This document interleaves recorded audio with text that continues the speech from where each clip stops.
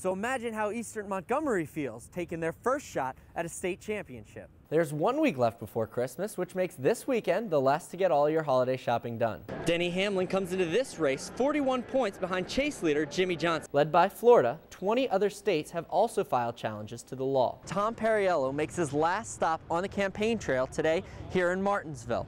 But the Knights take their high-octane offense and roll to Richlands next week for the Region 4 Division 3 title. The Gretna High School football team has enjoyed a lot of success recently, winning a state championship 4 out of the last 7 years.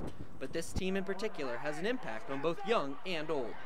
I'll take my little nephew. He plays football, Little League, so I'll take him. He wants to be like Mikael Hall. I told him, don't be like Mikael, be better than Mikael. That's, just give him a little encouragement. And encouragement is something this town could really use. It's just something for everybody to look forward to. Times is real tight, a lot of job losses, brings a little bit of hope, a little bit of, feel good feeling. Those feelings aren't just for the players on Saturday. Even alumni are excited about this year's team. Well, I went to Gretna High School, and I'm very excited to see them get themselves on the map. Gretna's won several championships recently, and they're excited. So imagine how Eastern Montgomery feels taking their first shot at a state championship. The Mustangs head football coach realizes this would be a big win for a small town. A lot of people don't realize, we're the smallest school in our district by far. It's not even close. And to do what this group of individuals has done is very, very special. Undefeated special. This group of seniors has led Eastern Montgomery to a 13-0 record this season. I'm really proud. I'm thankful that, they put out this great effort and our school is going for the state championship. I'm proud of this. Both Gretna and Eastern Montgomery play Saturday in Salem Stadium. In Roanoke, I'm Nick Rosa. Democratic incumbent Congressman Tom Perriello makes his last stop on the campaign trail today here in Martinsville. His message to his 5th District voters, get out and vote. Thank you, go vote. On the eve of Election Day, politicians all around the nation are campaigning for last-minute support, and the race in the 5th District is one of the tightest in the Commonwealth. President Obama was in Charlottesville yesterday in support of Tom Perriello, and today he was joined by Senator Mark Warner at his stops in Martinsville and Danville. I am so grateful for everybody being here. Are we ready to have Tom win tomorrow? Perriello was elected in 2006 as part of the Obama ticket and Democratic wave that took control of the House. He won that election by 700 votes. Polls show Republican Senator Robert Hurt has a slight advantage over the incumbent, but Perriello is right where he wants to be. I prefer being the underdog and being underestimated, and I'm kind of a scrapper from my old wrestling days, and like the idea of going out there and making the case and just outworking the other side. This race has been a fight from the very beginning, and Perriello hopes to pin down his congressional seat at tomorrow's election.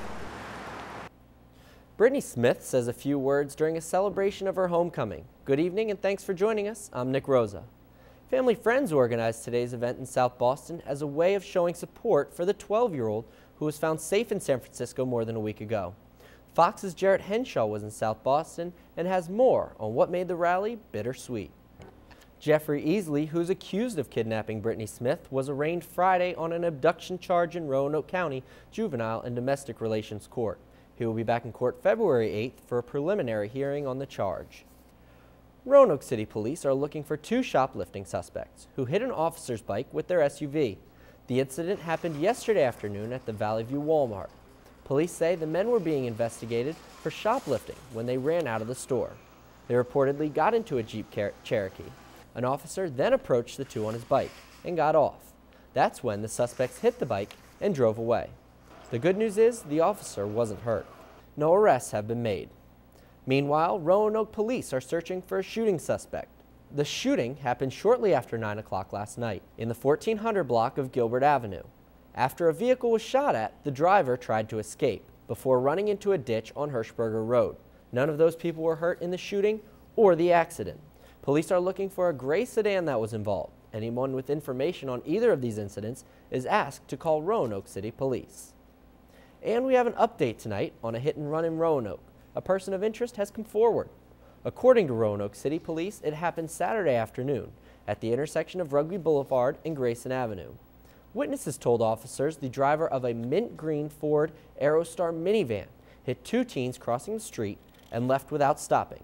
No word on their conditions. A water main break causes quite a mess in downtown Roanoke tonight. This is video of the break. Located in the 300 block of Elm Avenue, you can see it's even causing lots of damage to the sidewalks. According to Roanoke City Police, several surrounding streets have been closed. The city's water authority says water should be restored to neighbors within a few hours. A kitchen fire displaces a Rocky Mount woman. It happened just after 8 this morning at Mountain View Apartments on Windy Lake. The Rocky Mount Fire Department tells us the woman apparently left a pot of grease heating up on the stove. The kitchen sustained major damage, no one was hurt, and the woman is reportedly staying with a family member. Authorities are looking for an 84-year-old missing woman from Florida who needs her medications, and she could be in the Blacksburg area. Police say Naomi Sanders left her adult living facility on Friday with a male acquaintance from Virginia. Anyone with information is asked to call local law enforcement. Hanging onto Christmas lights to climb down the side of a building was not a good idea for one man. How many stories he fell and survived. Plus, you might not want to run a red light if you're hiding something in your car. The massive amount of pot one cop found during a routine traffic stop.